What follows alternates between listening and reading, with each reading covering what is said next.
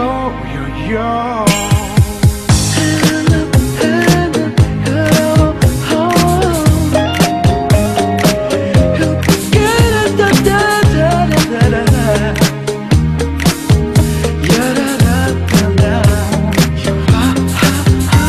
Tudod, 30 éves lettem én, és neked meglepetés ez a költemény, amiben hozzászólok, és el kell mondjam, köszönök mindent, amit tőled kaptam.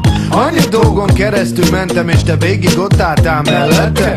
Bármerre, mit is az élettel, sohasem nézted, gyerek vagy vesztek, feltétel nélkül, mindig csak adtál, a sírtál is néha, ez még a napnál is világosabb. És ha rád gondolok, hálát adok, hogy a te fiad vagyok. Tudom, ma nem volt könnyű dolog, a 80-as srácokból embert faragnod, aggódni nem kell, sikerült aztán még ha tudod, és rólam, hogy gangster a vér.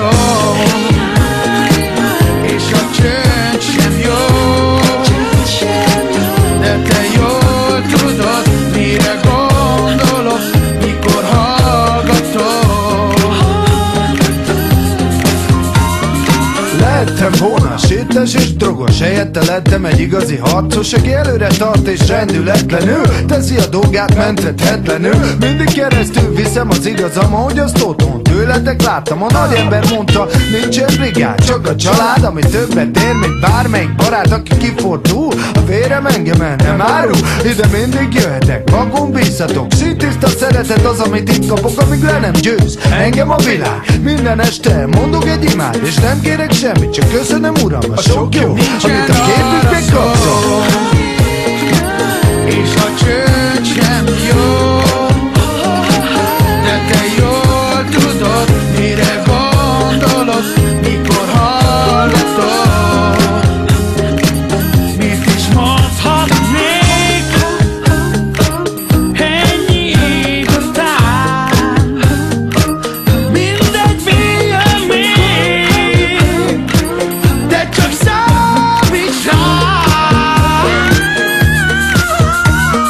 Az évek alatt annyi gonoszat láttam, mégis abban a pillanatban tudom, mikor a szemedbe nézek, nincsen mitől féljek, az élet mindig mindennek értelmet ad, és nekünk te vagy, akitől a bánat távozik, és csak az a fontos, hogy neves, mert akkor az biztos. A húgom boldog, akinél tisztább lényt a földön, nem látott a világ, bármit adnék, hogy jár vagy veszély, de célja volt, hogy közénk jöttél, jobb ember lettem én, talán tanultam ezt meg azt, és az órán a menni kell, majd nem leszek, a vonaton a pokolba fölmegyek.